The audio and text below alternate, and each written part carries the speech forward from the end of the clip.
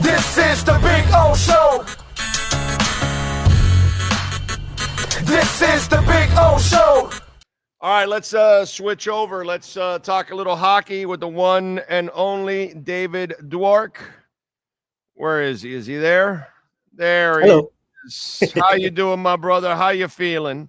I was feeling better before I chimed in or locked in early here and heard your Dolphins comments, making me very, very depressed when I realized the reality of my football team and the dire straits that they continue to find themselves in. But other than that, I'm great. You don't block, you don't run, you won't win in this league, dude.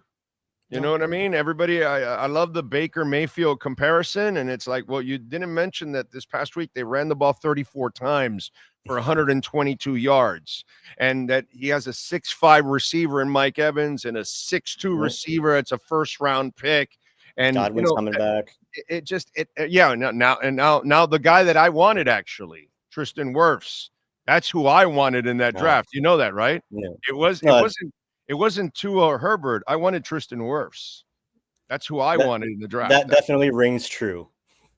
So, it's funny. When they took Tua, I said, hey, look, the kid can pass, but you better build the right offense around him, like you did with Greasy, like you did with Drew Brees, like they're doing now with Baker Mayfield. Look at Baker Mayfield in Cleveland, who was a disaster, and then look at him now. And that's the difference, dude. It's just you got to manage it around these kind of guys. You got to manage it. If you put them in a position where they got to carry you, you're screwed. So let me tell you something. This is bad news with Barkov, and I'm going to spin it the other way now. Because, of course, I'm Mr. Negative, right? Here, I'm going to spin it the other way. Yeah, hey, man, it's bad. You're missing Tkachuk. Yeah, it's bad. You're missing Barkov. But let me tell you something. If there's a goddamn team on the planet that can miss those two guys and still be easily top 5 in this conference, it's the Panthers, dude. When I start looking at Reinhardt and Bennett and now Lundell, by the way, he gets to get elevated a little bit now here. You still got Bob. You got a bunch of studs on this team. This isn't led by one star only, and Tkachuk missed a lot last year, and you really were able to overcome that. Am I saying it's the best scenario out there? No. But I am saying this. The guy in the front office built the best team on the planet to overcome those two injuries. You will be in the playoff mix from day one, no matter what. What do you like about that? I agree with everything that you just said. I think that, yes, the Panthers were viewed, I think, universally as a favorite to win the Stanley Cup this year for a third straight year. I don't think, you can maybe look out west at like a Vegas team. Certainly, Edmonton's probably not going to be thought of to make it back this year. But with Florida, they've just, the way you said it was perfect. Like Bill Zito has built this incredibly formidable roster that's so deep that, well, yeah, you obviously never want to miss your best players, but can the Panthers survive and even perhaps thrive without Barkov and Tkachuk in this Eastern Conference? That's, for the most part, pretty mid. I mean, Carolina is a very good team. Toronto is not better than they were last year. Tampa always worries me because they're a veteran team. They got a great goaltender. But yeah, the Panthers, it would be shocking to me, Orlando. More shocking than if the Dolphins made the playoffs this year, than if the Panthers missed the playoffs. Right. Based off the roster they have right now. That would shock me to death. I'm going to be shocked if they're in the bottom ringer of the playoffs, buddy. I'm telling you, they'll be top 5 no matter what. They're going to be top 5. Halfway through the season, they'll be in the top 5 spot. I actually think this might give them a little chip on the shoulder there because people say, oh, they're going to count you out because of Tkachuk and Barkov. And you know what? The Lusteranins and the Lundells of the world and all, these are moments that they're going to freaking love because they're going to be featured more here in these kind of moments. And now some of these young guys are actually going to get a little playing time right now and get a little extra, juice. So yeah, I hate that they're both out. Don't get me wrong, but I have not lost 1 ounce of confidence. In fact, I look at it like I got a chance of getting 2 superstars fresh for the playoff run again. So I'm good with that, dude. I'm actually really good with that. Yeah, if I'm a guy like Anton Lundell or Mackie Samoskevich or even Lusterein, and these are all guys that are in their mid to young 20s, that now they have a chance. Like, okay, look, you're a young guy, you're trying to establish yourself with your NHL career. There's the runway is right ahead of you right now. You're going to get minutes, you're going to get opportunities, you're going to get crucial game time, third period minutes, holding leads, trying to come back. These are the guys they're going to have to lean on now. So if you want to establish yourself and you want to say, hey, I'm a guy that can play with this Panthers team, I'm going to be a part of this future and win championships, better chance than never right now, right? Yeah, dude, I'm excited for baby Barkov. Yeah. Right? I mean, we've been calling him that for a while now, and he's no fucking Harold Miner, okay? This guy's the real deal. This guy can play, okay? Harold was a fraud, and, we found that out after they drafted him. This kid can play. I'm actually looking forward to putting him there in that position now to see, because all of a sudden, if some of these young cats shine, when the big boys come back, you know how much stronger you are going into the damn playoffs. So Yeah. I like this, dude. I hate the injuries, but I'm super intrigued by the challenge and what's coming. Yeah, it's funny. The other day, Lundell was speaking to us, and I phrased it a certain way, but I basically asked them, like, you, Bennett, Barkov, you're all signed long term. You're all centers. So the chance for you to move up in the lineup necessarily, which is what young players look to do, it's not there just because there's a roadblock ahead of you of veteran centers. But you're on a team where you're still on a third line that could be most teams' first, second line. Like, how do you grow? And so that was kind of like where we were going in the conversation. So to see it kind of shift over the last week to what it is now, where suddenly he's probably going to be that guy. He's going to be a top six center. He's going to be playing 20 plus minutes a game. Look, it's right there for him. So I'm very, very anxious, curious, and excited to see how it plays out for all those young guys that I mentioned, but particularly Lundell, because he's only like, I think 23, maybe 24. And this is going to be his 5th season in the NHL. Like, yeah. That's very rare. So I've been waiting for his breakout, and this might be it. You can catch his work there at the Hockey News, of course, and, of course, the Hockey Show. He does his thing every single time with Roy. Educate us, bro.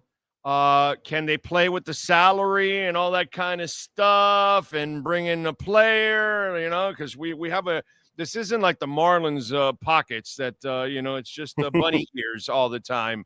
Our owner will spend and will do whatever it takes to win. Do we have the luxury of playing around with the salary cap right now because of this injury? It's a little murky. Like you can.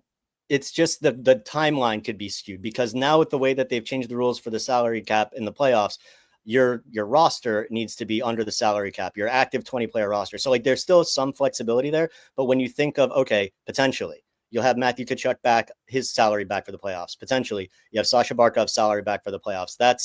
Between the two of them, I want to say that's $19.5 million. Now, when they go to LTIR, you get a fraction of that you can use to bring in new guys. But what happens? Let's say you bring in those new guys, and let's say they play during the regular season. What happens when the playoffs start? Like one way or another, like that check gets comes rebalanced, and then you have to then get them out. Yeah. So you have to figure out how you're going to and look, it could just be as simple as you're paying a lot of salary for guys that aren't playing. You're just paying healthy scratches in the playoffs. That I don't think the ownership would have an issue with that just because, as you said, this is a great ownership group and they're happy to invest in the team.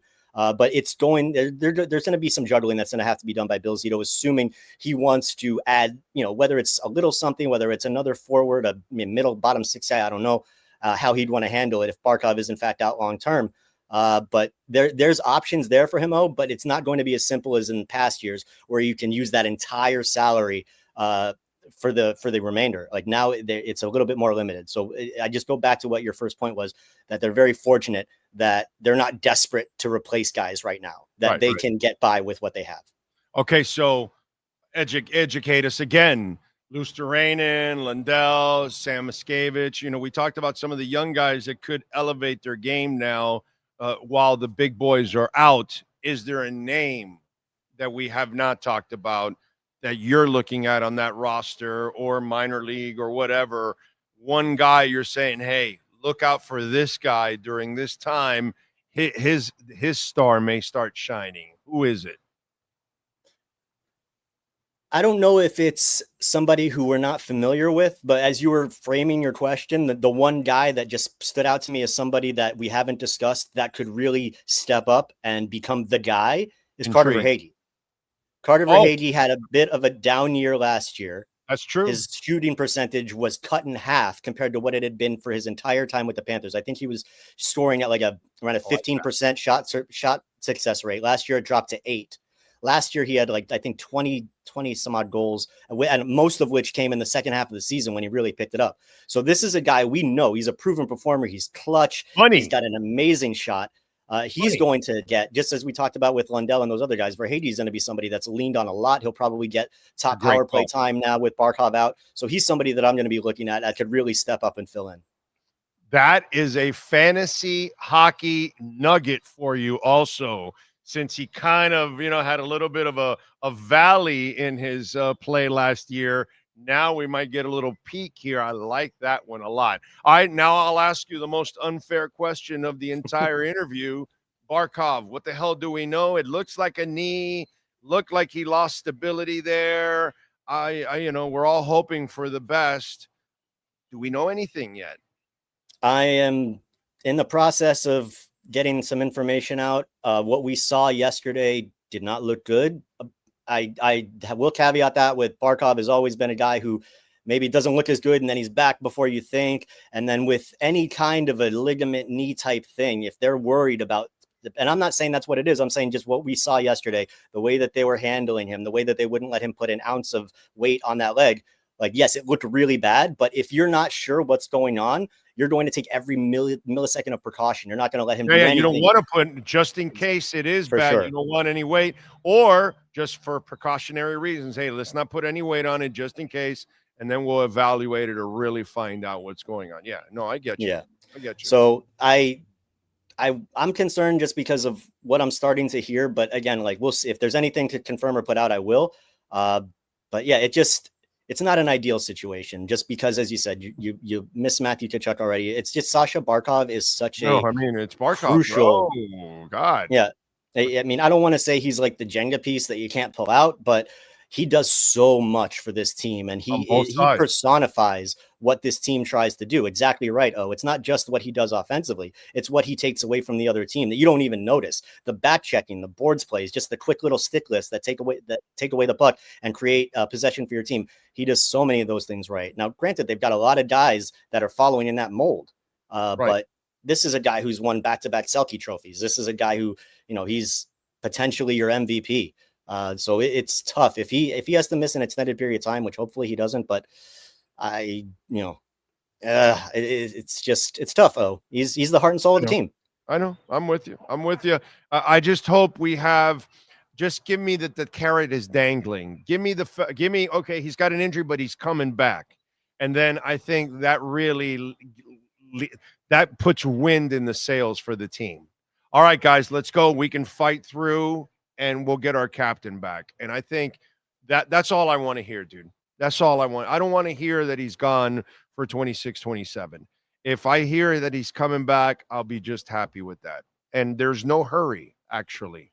That's the other thing about Certainly this not. team. There is no hurry. So, take it easy. Yeah. All right, what are you working on the hockey show and on the hockey news? We're getting ready to record the hockey show here in a little while. That's why I've got this green screen behind me. Today, we're going to have Jess Blaylock from the Florida Panthers broadcast on. We'll talk a little bit of hockey, a little bit of pop culture. It'll be fun. And the hockey news, I put out a story today. We talk a lot about Paul Maurice and this crazy drill he puts everybody through during training camp where they have to beat the crap out of each other on the boards, and it just goes on and on and on. He was doing it yesterday, and he was just standing at center ice looking around, and I was wondering, what goes through his mind when he's standing there, not talking to anybody, watching his players, beat each other to a pulp. So I asked him. And so that's today's story on the hockey news. There you go. All right, good stuff. Follow him on Twitter at David Dwork. David, as always, thank you, my brother. We will catch up down the line, my friend. Appreciate you. Oh, of course. So it's great to see you, man. Thanks for having me on. You got it, my friend. Thank you. There you go. The amazing David Dwork. Catch his work there at the Hockey News. Also, of course, the Hockey Show. Channel 10 too, right? I think so, right? I mean, isn't it like his video that was all over the place? Right? Wasn't it Dwork's video? right? Or something like. Yeah, he still does it. Yeah. Web journalist, WPLG. Yes, I just looked at it on his Twitter. It was his video that was all over the place because of the injury. He caught it.